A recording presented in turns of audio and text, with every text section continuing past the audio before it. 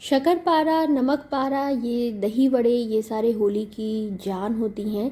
तो शक्कर पारा तो आपने बहुत बनाए होंगे, बट ये तरीक़े से बनाकर देखिए, एकदम खिले खिले से बनेंगे, बहुत ही सॉफ्ट, बहुत ही नरम। तो चलिए देखते हैं ये कैसे बनते हैं। तो इसके लिए यहाँ पे मैंने हाफ़ kg मैदा लिया है, ऑल पर्पज़ फ्लावर। और यहाँ पे मेजरमेंट जो है वो एकदम आप एक्यूरेट रखें।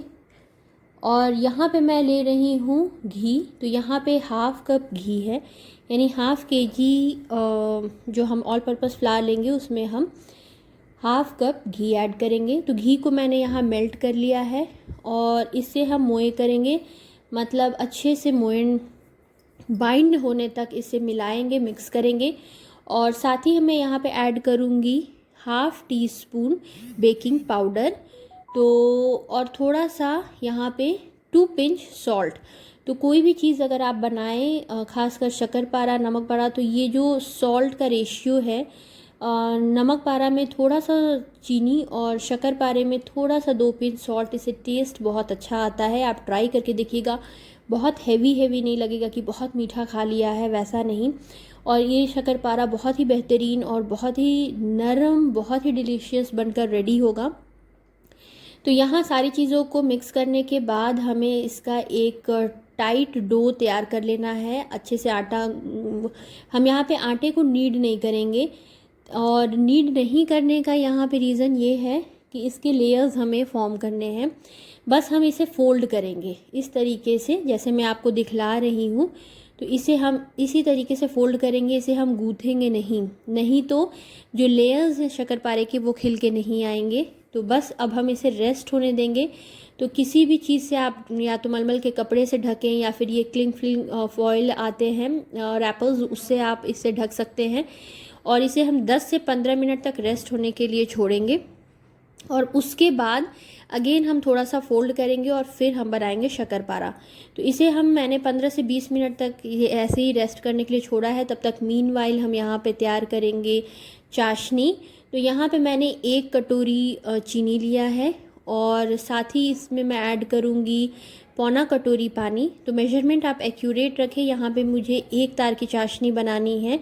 और ये चाशनी जो बनेगी, बहुत बार आप मार्केट में या नॉर्मली घर पे शक्कर पारे बनते हैं उसमें देखिएगा कि शुगर बहुत ही ज़्यादा ओवर एकदम ऊपर से कोटेड रहता है, वैसा ये बिल्कुल नहीं रहेगा। मिठास बहुत ही अप्रोप्रिएट, एंड चाशनी जो है वो एकदम बेहतरीन बनकर रेडी होगी। तो यहाँ पे 20 मिनट हो चुके हैं। अगेन यहाँ पे मैं डो को चेक कर रही हूँ, और इसे इसी तरीके से हमें फ़ोल्ड कर लेना है। और फोल्ड करने के बाद इसे हम हाफ डिवाइड करेंगे एंड 3 पार्ट्स में, और फिर इसकी हम कटिंग करेंगे। और वो साइड बाय साइड हमारी चाशनी जो है वो भी बन रही है। तो इसे पहले तो शुगर मेल्ट होगा, उसके बाद वो 4 से 5 मिनट तक पकेगा, और फिर हम इसका तार चेक करेंगे कि चाशनी हमारी हुई या नहीं।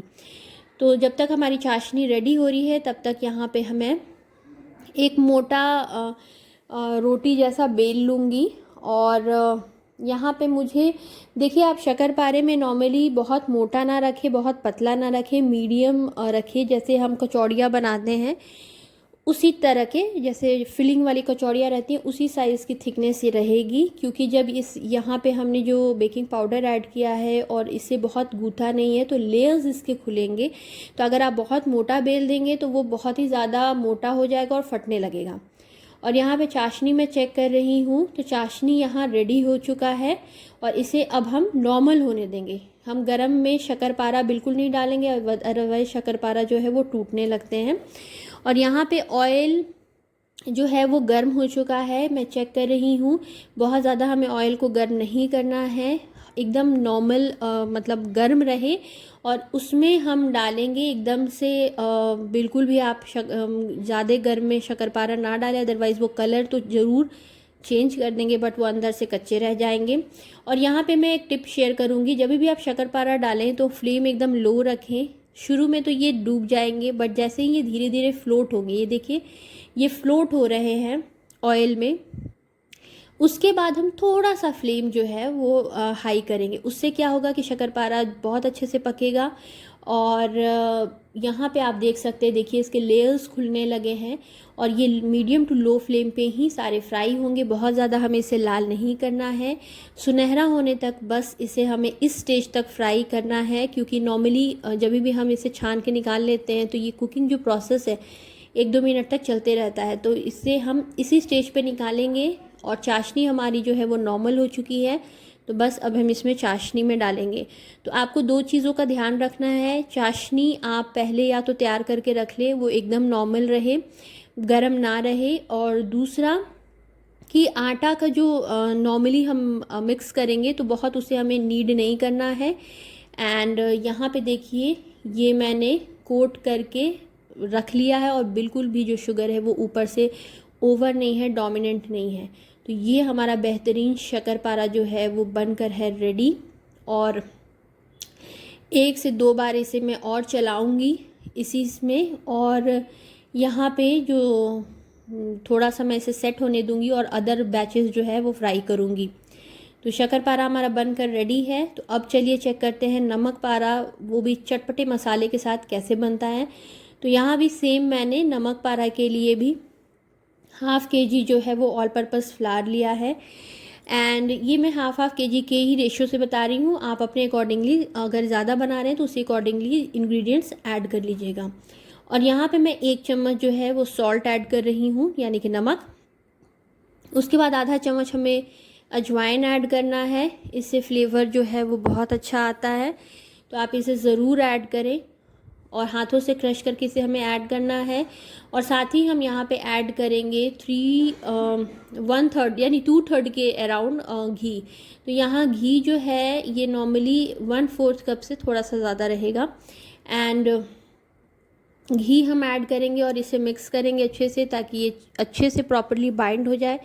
यहाँ पे नमक पारा हो या शक्कर पारा हो, ये जो हम मोयन लगाते हैं इसका बहुत ही ज़्यादा इम्पोर्टेंस रहता है, ताकि हमारा जो नमक पारा है वो बहुत ही अच्छा सॉफ्ट खस्ता सा बने।